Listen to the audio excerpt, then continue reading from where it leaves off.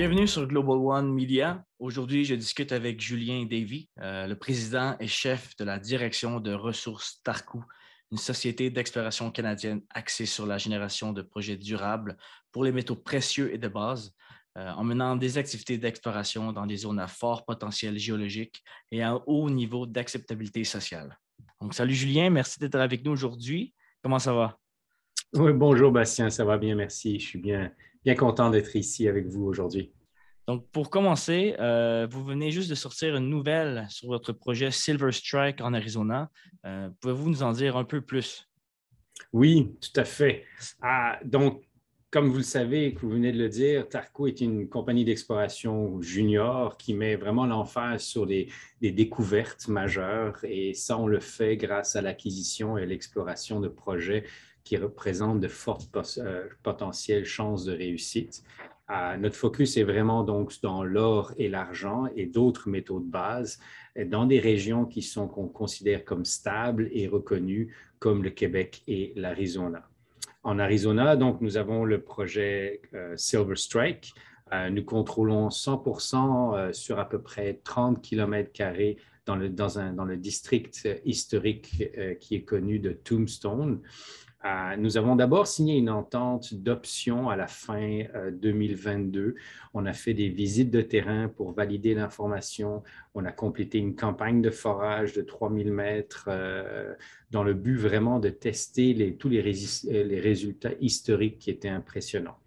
Et tous ces résultats qu'on a reçus ont été suffisamment encourageants pour nous, pour qu'on renégocie l'entente au début 2022. Et aujourd'hui, nous détenons 100% du projet. C'est vraiment un projet très impressionnant. Le secteur, il faut savoir que le secteur contient à peu près 167 mines historiques qui ont été travaillées essentiellement entre 1880 et la Seconde Guerre mondiale. Et depuis ce temps-là, il a eu très peu d'exploration, sauf entre 1980 et 85, où il y a eu une production par open pit. Le secteur est vraiment connu pour ses hautes teneurs en veines d'argent. Il faut savoir que 95% de toute la production historique provient de mines exploitées entre la surface et 200 mètres de profond. Et ça, essentiellement pour des raisons techniques qu'ils avaient à l'époque et surtout aussi à cause des prix, de la fluctuation des prix des métaux. Mais ce qui nous a vraiment intéressé le plus dans ce projet, ce n'est pas seulement le fait qu'il y avait justement du minerai d'argent. Aujourd'hui, on comprend mieux les modèles géologiques et on sait maintenant que le projet est un projet multi-éléments. Donc, on a de l'or aussi, on a du cuivre, on a du plomb, du zinc et du manganèse. C'est ce qu'on appelle un modèle de remplacement à carbonate ou bien CRD en anglais, qui est directement lié justement à un système porphyrique. Et c'est, quand on y pense, c'est géologiquement tout à fait logique parce qu'à l'endroit où on se situe actuellement dans le sud de l'Arizona, on est dans une région qui est très reconnue pour ses gisements porphyriques. Si on regarde sur une carte géologique, on voit que autour de nous, on a de nombreuses mines en opération dans des contextes géologiques qui sont tout à fait similaires, et ça dans moins de 100 km autour de nous. Et on peut prendre l'exemple du projet Hermosa de South 32, qu'on aime bien rappeler aux gens qu'ils l'ont quand même vendu pour 1,8 milliard de dollars en 2018. Super, c'est vraiment intéressant. Et vous avez parlé aussi dans votre récent communiqué d'une visite de terrain? Oui, tout à fait. Nous avons complété au mois de mai de cette année un premier levé MAG. C'est la première image d'ensemble que l'on a du projet. Il faut savoir que le secteur a toujours été travaillé de façon très individuelle sur chacune des petites mines et jamais dans une vue d'ensemble pour comprendre le potentiel général de la région. Et que nous, on comprend maintenant comme étant relié au système porphyrique. Et donc, les résultats de ce levé géophysique ont été justement très intéressants. Et nous sommes donc descendus avec une équipe, notre chef du conseil d'administration, Bernard Lapointe, et une équipe de géologues, consultants et de spécialistes en SIG qu'on appelle.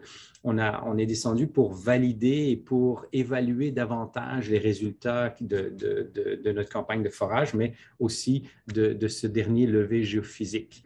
On s'est concentré à travailler sur 3 secteurs. Le premier à Groundhog, qui se trouve à 4 km au sud-ouest de la partie historique. On a pu vraiment améliorer notre compréhension en découvrant une nouvelle zone minéralisée.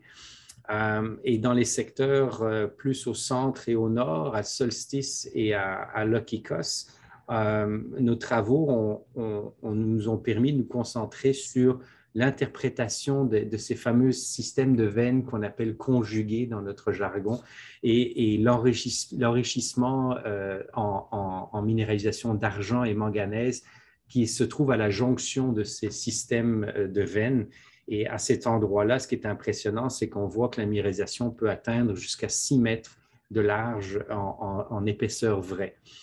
Et finalement, on a aussi pris de nouveaux échantillons et qui sont vraiment pour démontrer le potentiel à haute teneur des veines existantes autour des secteurs historiques qui sont connus. Et ce sont des résultats qu'on espère recevoir dans à peu près 1 mois maintenant.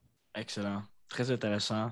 Vous avez aussi mentionné dans votre communiqué qu'il va y avoir un nouveau programme de forage. Pouvez-vous nous en dire un peu plus?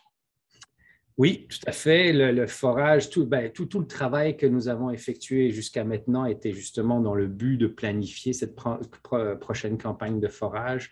Nous pensons faire une première phase importante de au moins 6 000 mètres de forage.